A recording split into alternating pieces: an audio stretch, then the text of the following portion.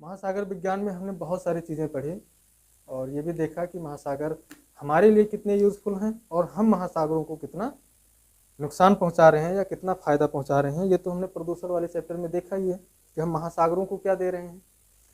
आज हम देखेंगे इस चैप्टर की महासागर हमें क्या दे रहे हैं और यहीं से इस क्लास की या ओशनियोग्राफी का ये सेक्शन कम्प्लीटली समाप्त होगा। तो देखते हैं व्यवहारिक समुद्र विज्ञान, आप नाम डाल लीजिए चैप्टर का।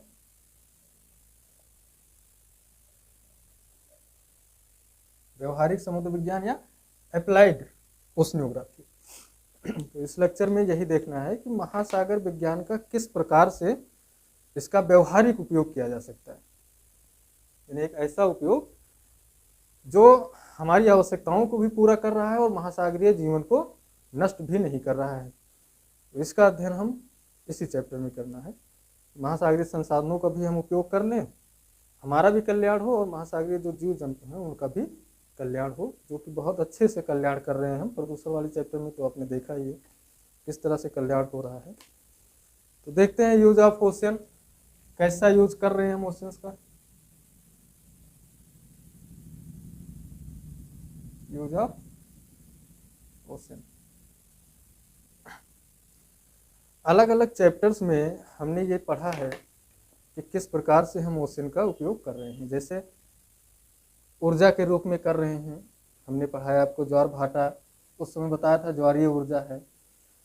टेम्परेचर वाले चैप्टर में आपको मैंने बताया था कि जो ओटेक एनर्जी है उसका हम निष्कर्षण कर रहे हैं।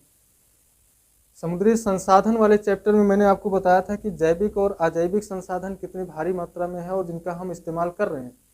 फिर चाहे वो मछली हो जो खाद्य पदार्थ सुनिश्चित कर रही है, हमारे लिए खाद्य सुरक्षा निश्चित कर रही है, या फिर कोई ऐसे पौधे हों जो कैंसरकारी हों, जो डिटॉक्सिफाइंग पौधे हों, जो हम मेडिसिनल पौधे औषधीय पौधों का इस्तेमाल कर रहे हैं अपने जनजीवन को बेहतर बनाने के लिए। देखते हैं कि इसका यूज हम आज उन्हीं सब चैप्टर्स की जो निष्कर्ष हैं या जो आपने उपयोग पढ़ा है उन सबको इस चैप्टर में एक जगह पे पढ़ना है। बाकी इसमें कुछ नया नहीं है, बस उन्हीं सारे विषयों को जो आपने पहले पढ़ रखा है उन सब को यहाँ पे देखना है कि किस तरह से महासागर यूजफुल है हमारे लिए। ठीक है, तो इनके प्रयोग को हम दो भागों में बांट कर देखेंगे। पहला तो जैविक होगा, जैविक या लिविंग या बायोटिक कह सकते हैं आप, जो भी आप कहना चाहें। अगला दूसरा होगा अबायोटिक या नॉन लिविंग या निर्जीव, जो भी आप कहना चाहें।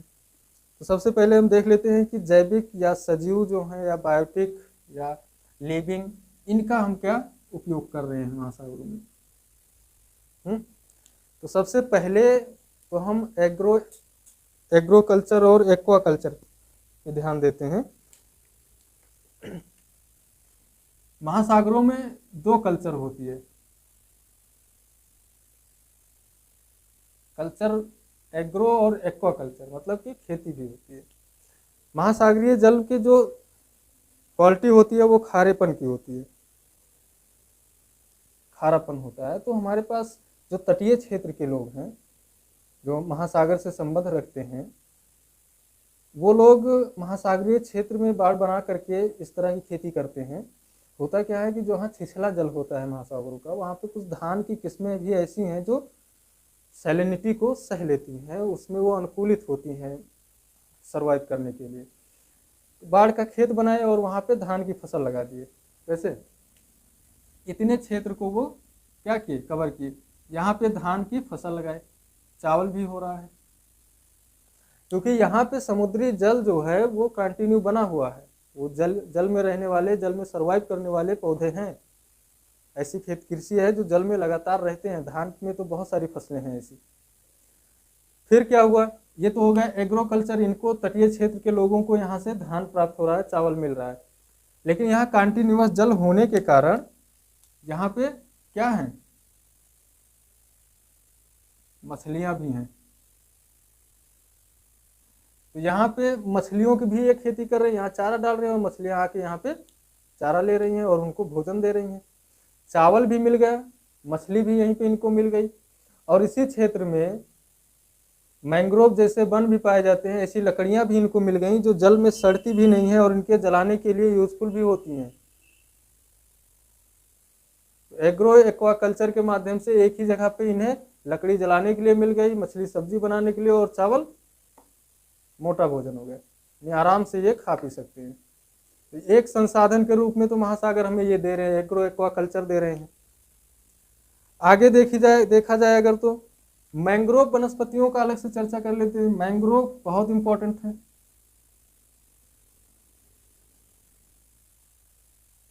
मैंग्रोव वनस्पतियां महासागरीय जल में या लवणीय जल में, या जो सैलेन वाटर है उस वाटर में सरवाइव करने के लिए कहा जाए तो सबसे ज्यादा सर्वाइवल इन्हीं का होता है।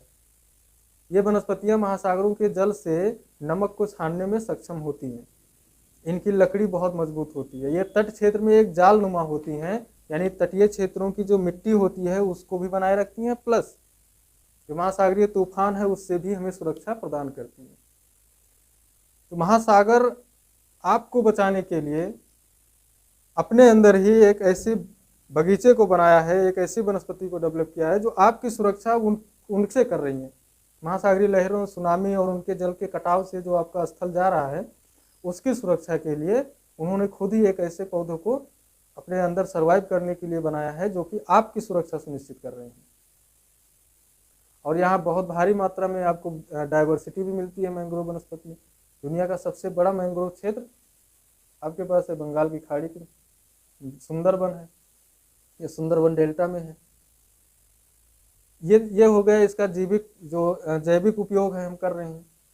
ये लकड़ी जलावन की लकड़ी के लिए सबसे मजबूत मानी जाती है। पानी में रहती है तो चूंकि ये पानी से डर नहीं है। आमतौर पे लकड़ियां पानी में क्या होती हैं, खराब होने लगती हैं, दीमक लग जाता है, सड़ जाता है। लेकिन जो पानी में ही सर्वाइव किया हो उसको पानी से क्या खतरा। तो ये पानी में रहने योग्य होती हैं, इनको पानी से बचाने की जरूरत नहीं है। अर्थात कि अगर इन लकड़ियों को काट करके इनका घर बनाते हैं वहाँ के तटीय क्षेत्र के लोग, तो वो घर जो है इनका लंबे समय तक चलता है।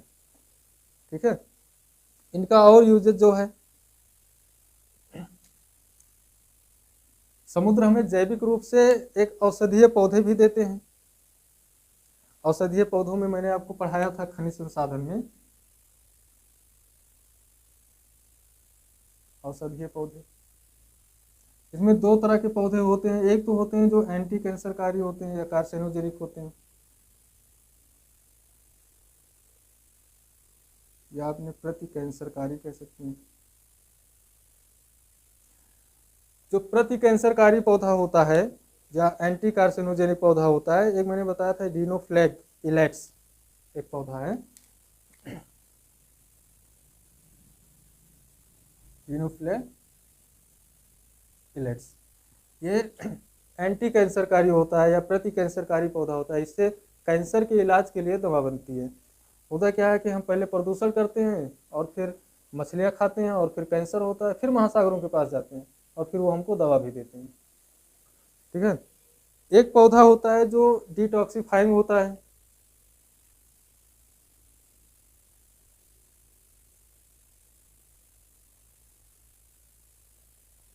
डिटॉक्सिफाइंग पौधे होते हैं कुछ, जैसे स्पिरुलिना क्लोरेला पौधा मैंने आपको बताया था उसमें महासागरीय संसाधनों में। स्पिरुलिना क्लोरेला ये सब क्या है, डिटॉक्सिफाइंग। होता क्या है, कभी कभी ये निराविषीकरण हिंदी में बोलते हैं, बड़ा कठिन शब्द है निराविषीकरण। तो पॉइजनस की स्थिति में इस पौधों से बनी हुई दवा हमें उससे बचाती है। जब कभी आप कोई खाद्य पदार्थ लेते हैं, खाते हैं, या किसी भी कारण से पॉइजनस की स्थिति होती है, तो जो आपको दवा दी जाती है इन पौधों से निर्माण होता है, जो महासागर में बहुत भारी मात्रा में पाए जाते हैं। तो जैविक रूप से ये हमारे लिए इस तरह से उपयोगी है महासागर। कोरल, कोरल रीफ में मैंने आपको इसके उपयोग में बताया था कि कोरल रीफ डाइवर्सिटी में तो है ही रिच, लेकिन जब वो मर जाते हैं कोरल, तो उनसे जो भित्ति बनती है, कोरल रीफ का जो निर्माण होता है, कोरल रीफ या प्रवाल भित्ति क्या होती है, coral reef for cement industry, यानी इनकी जो दीवारें होती हैं वो सीमेंट इंडस्ट्री में हम इस्तेमाल करते हैं। क्यों? क्योंकि इनकी जो दीवारें हैं उनका निर्माण कैल्शियम कार्बोनेट जैसे कठोर पदार्थ से होता है, जो कि सीमेंट इंडस्ट्री को में बहुत ही यूजफुल है। ये तो हो गए इसके जैविक रूप से जो हम यूज कर रहे हैं महासागरों का। ये महासागर हमें इतनी सारी सुविधाएं दे रहे हैं, ये तो बहुत कम है जो मैंने आपको बताई, और भी बहुत सारी सुविधाएं हैं जो आप आगे चल करके पॉइंट में अपडेट करते रहिएगा। बहुत सारी सुविधाएं हैं। ये इंपॉर्टेंट था जो आप मेंस में आंसर राइटिंग करते समय एक क्वेश्चन आपका सेपरेट तैयार करता है और उसका आंसर देता है। ये तो डायरेक्ट यूज करते हैं, हम डायरेक्टली जो यूज करते हैं उसमें जैविक है।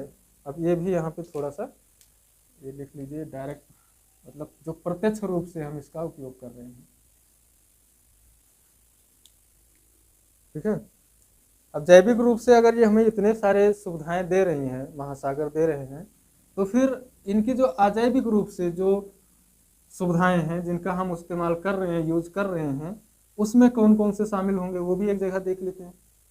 इसको हमने अलग अलग पढ़ा है, लेकिन यहाँ पर भी देख लेते हैं कि जो डायरेक्टली जो हम इसका इस्तेमाल करेंगे महासागरों का, प्रत्यक्ष रूप से जो हम इस्तेमाल कर रहे हैं उसमें जैविक तो होगा, लेकिन अजैविक रूप से हम क्या ऐसा प्राप्त कर रहे हैं महासागरों से। जो अजैविक रूप है इसका, अजैविक या निर्जीव कह सकते हैं आप, या नॉन लिविंग,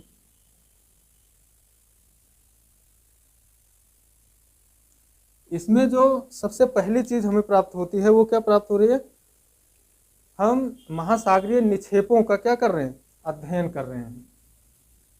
यानी रिसर्च के लिए हमें महासागरीय निक्षेप मिल रहे हैं।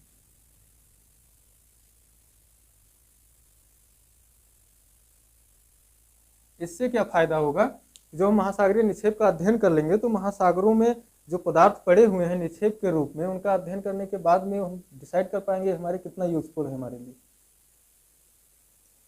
तो डायरेक्टली हम ये अजैविक रूप से महासागर हमें क्या दे रहे हैं, एक भारी मात्रा में निक्षेप दे रहे हैं कि जो कि अगर हमारे यूज के लिए ठहरा, हम उसका इस्तेमाल कर सके अगर, तो फिर सोचिए कि इतने बड़े महासागरों में, मैंने आपको बताया था 500 मीटर के आसपास तक कितना इनकी मोटाई होगी, और अगर इतने निक्षेप हैं और उसमें से हम यूज करना सीख गए उनका, तो फिर पूछो मत कितना ज़्यादा संसाधन हमारे पास होगा। और आज उसी काम में लगे हुए हैं महासागरीय निक्षेप में, आपने खूब अच्छे से इसको पढ़ा है। बीच फॉर टूरिस्ट दूसरा यूज इसका है, मतलब पर्यटन के लिए,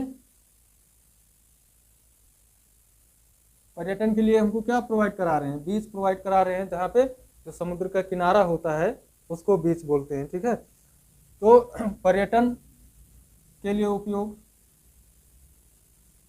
पर्यटन के लिए उपयोगी, टूरिस्ट बढ़ते हैं बहुत ज़्यादा। अगर आपके पास अच्छे बीच हैं तो पर्यटन, विदेशों से भी फॉरेन पर्यटक आएंगे, आपका जो विदेशी मुद्रा भंडार है वो बढ़ेगा, तटीय क्षेत्र के लोगों का रोजगार बढ़ेगा। इस तरह से भी हमें ये सुविधाएं प्रोवाइड करा रहे हैं। मिनरल्स,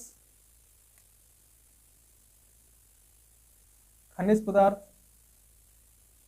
इनकी तली में बहुत भारी मात्रा में खनिज पदार्थ प्राप्त हो रहे हैं जिनका हम खोज कर रहे हैं। डियो गार्सिया के पास जो ISA है, इंटरनेशनल सीबेड अथॉरिटी, उसने भारत को लगभग 1.5 लाख वर्ग किलोमीटर का क्षेत्रफल आवंटित किया है, सिर्फ इसीलिए कि आप जो यहाँ की जो सीबेड मिनरल्स हैं उनका अन्वेषण कीजिए, रिसर्च कीजिए, खोजबीन करके उनका दोहन कीजिए, हमें मिला है। तो अगर वहाँ पे खनिज संसाधन भारी मात्रा में प्राप्त हुए तो 1.5 लाख वर्ग किलोमीटर मायने रखता है, बहुत ज़्यादा है। नमक प्राप्त होता है, तटीय क्षेत्रों में नमक की खेती होती है, यह भी अजैविक पदार्थ है। फिर हम क्या करते हैं कि महासागरीय जल से जो नमक है उसको निकालकर उसे पीने योग्य बनाते हैं, इसको बोलते हैं डिसैलिनेशन प्लांट। डिसैलिनेशन प्लांट लगाए हैं।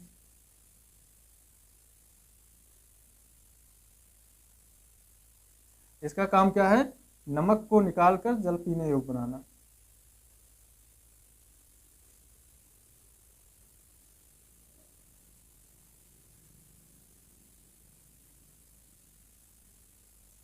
अरब देशों के पास ये टेक्नोलॉजी अभी ठीक ठाक डेवलप हो चुकी है, और जब आवश्यकता हमारी हो जाएगी तो निश्चित रूप से हम भी इस पे काम कर रहे हैं और आगे भी हम सफल भी होंगे और फिर जो पीने योग्य जल की जो संकट की स्थिति बन रही है, इस संकट से भी बाहर हुआ जा सकता है। और जो सबसे इम्पोर्टेंट सुविधा ये दे रही है हमें एनर्जी के रूप में, जो समुद्र हमें बहुत भारी मात्रा में एनर्जी दे रहा है, वो भी कौन सी एनर्जी? नवीकरणीय ऊर्जा, जो कभी समाप्त होने योग्य नहीं है, बल्कि जब तक ये महासागर रहेंगे तब तक हम उस ऊर्जा का उपभोग कर सकते हैं। इसमें कौन सी ऊर्जाएं हैं? जैसे लहर ऊर्जा है या वेव एनर्जी, ज्वारीय ऊर्जा है, ओटेक एनर्जी, ओटेक ऊर्जा है। ये मैंने टेम्परेचर वाले चैप्टर में आपको बताया है कि ओटेक ऊर्जा क्या होती है। Ocean thermal energy conservation belt होता है एक, जहाँ पे ओशन में तापमान में चेंजिंग आती है और उस चेंजिंग से हम एनर्जी प्राप्त करते हैं। यानी नीचे का तापमान सतह का बहुत कम है और ऊपर सतह का तापमान अधिक होने के कारण बीच में एक ऐसा बेल्ट होता है महासागरीय जल का, जहाँ पे तापमान में तेजी से अंतर आता है और तापांतर के कारण हम ऊर्जा प्राप्त कर पाते हैं। तो ये तो था इसके अजैविक रूप से इतनी सारी चीज़ें हमको प्राप्त हो रही हैं, महासागरों से हम इनका इस्तेमाल कर रहे हैं। तो हमारे लिए कितना यूज़फुल है महासागर, हमें कितना कुछ दे रहे हैं, ये आप देख ही रहे हैं। और पिछले चैप्टर में जा करके आप ये भी देख लीजिए कि हम महासागरों को क्या दे रहे हैं प्रदूषण वाले सेक्शन में। इसके बाद में बात आती है कि इनडायरेक्टली क्या उपयोग है इसका महासागरों का। ये तो हो गए दो यूज हो गए इसके, किसके? डायरेक्टली हम इसका इस्तेमाल कर रहे हैं महासागर का, यानी प्रत्यक्ष रूप से। अप्रत्यक्ष रूप से हम देखें तो महासागर जो है वो हमें क्या फायदे पहुंचा रहे हैं।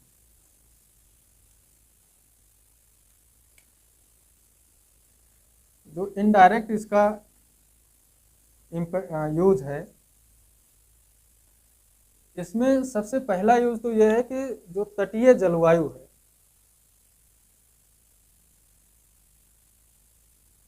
तटीय जलवायु या मैरीटाइम क्लाइमेट, होता क्या है कि महासागर अगर ना होते तो तटीय क्षेत्रों की जो जलवायु है वो वैसी ना होती। अगर तटीय क्षेत्र की जलवायु ठंडी है और जब ठंडी से बहुत ज़्यादा कांप रहे होते हैं वो लोग, तब महासागर एक गर्म जलधारा भेजती है उस दिशा में, और वो गर्म जो जलधारा है वो जा करके वहाँ पे क्या करती है? तापमान को बढ़ा देती है। यानी वहाँ का जो जलवायु तापमान है स्थलीय भाग का वो बढ़ जाता है और लोगों को ठंडी से राहत मिलती है।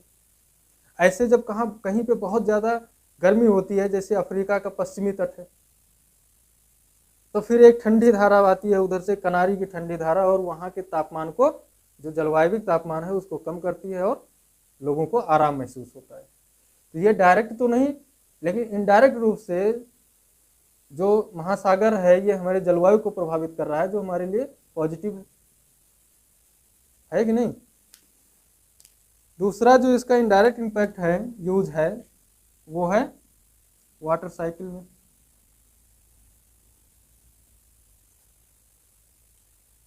जो जल चक्र होता है या हाइड्रोलॉजिकल जो चक्र है या साइकिल है, इसे हाइड्रोलॉजिकल साइकिल भी बोल सकते हैं।